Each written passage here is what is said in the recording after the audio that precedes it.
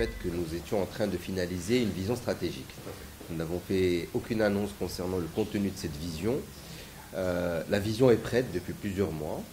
Nous sommes en train de finaliser certains aspects d'ordre pratique et opérationnel par rapport à la vision, mais l'axe global de la vision est prêt.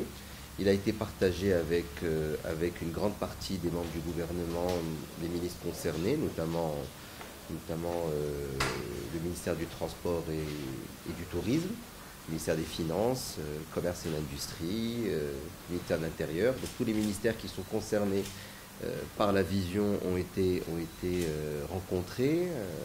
Beaucoup de travail a été fait. Cette vision n'a pas été faite seule. On n'était pas tout seul dans notre coin. Nous avons travaillé notamment avec l'ONDA pour pouvoir avoir un document et une vision qui tiennent la route dans la durée.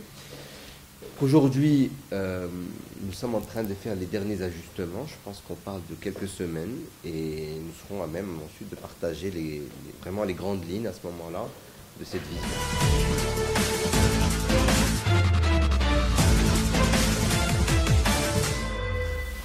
En 20 ans, notre flotte a plus ou moins stagné. Nous sommes passés de 45 à 55 avions en 20 ans, ce qui fait une progression d'à peu près 2% par an. Au même moment, d'autres compagnies dans le monde, notamment dans la région, comme Turkish Airlines, comme Ethiopian, comme dans la région méditerranée africaine, ont progressé à plus de 10 à 12% de progression par an en termes de flotte. Donc ils se sont équipés, ils ont investi au moment où nous ne pouvions pas le faire, pour plusieurs raisons. Donc aujourd'hui, nous pensons qu'il serait temps, au vu de notre positionnement géographique, au vu de notre stratégie nationale en tant que pays. Nous sommes un pays qui est résolument tourné vers l'Afrique et qui s'ouvre à tout le continent. Donc nous pensons qu'il serait temps aujourd'hui d'entamer une vraie ambition volontariste qui consiste à développer la compagnie à travers plusieurs piliers. Un des piliers, c'est la flotte, plus d'avions, attaquer davantage le long courrier, car nous pensons que c'est un des segments que nous devons le plus développer. La qualité de service, donc orienter davantage la compagnie vers le client, la formation et les infrastructures, notamment l'aéroport de Casablanca, qui est à elle. Donc, nous parlons d'une vision de développement.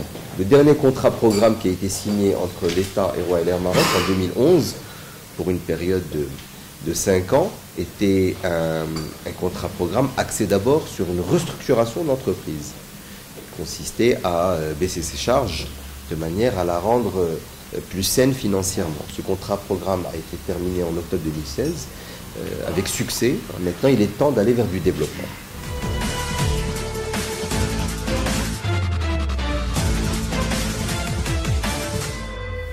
Alors, entre 2015 et 2017, si on prend les 2 dernières années, entre donc décembre 2015 et décembre 2017, nous avons gagné plus de 2,5 milliards de dirhams de chiffre d'affaires. Nous sommes passés de 14 milliards de dirhams de chiffre d'affaires à 15,5 milliards de dirhams de chiffre d'affaires.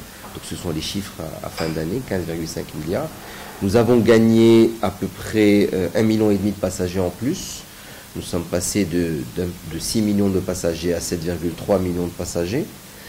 Nous avons gagné à peu près 3 points en coefficient de remplissage. Nos avions étaient remplis à hauteur de 68%. Nous sommes à 71% de coefficient de remplissage. Donc sur 2 ans, alors que la progression était assez lissée, nous avons eu une progression assez rapide. Et ça, c'est dû à plusieurs facteurs.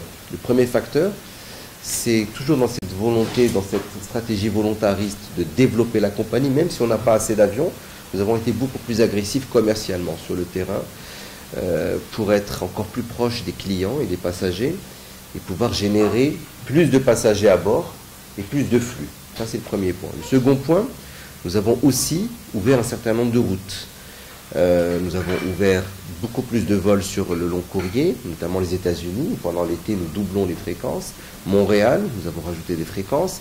Aujourd'hui, nous avons Rio et Sao Paulo qui sont 2 vols différents et non pas en triangulaire. Washington qui était ouvert, 4 vols par semaine, qui marche très très bien. Nous avons ouvert Naples, Manchester, Porto. Donc toutes ces routes-là nous ont permis de mieux connecter notre pays à différentes zones géographiques mondiales, de générer plus de flux, mais nous avons aussi revu le programme.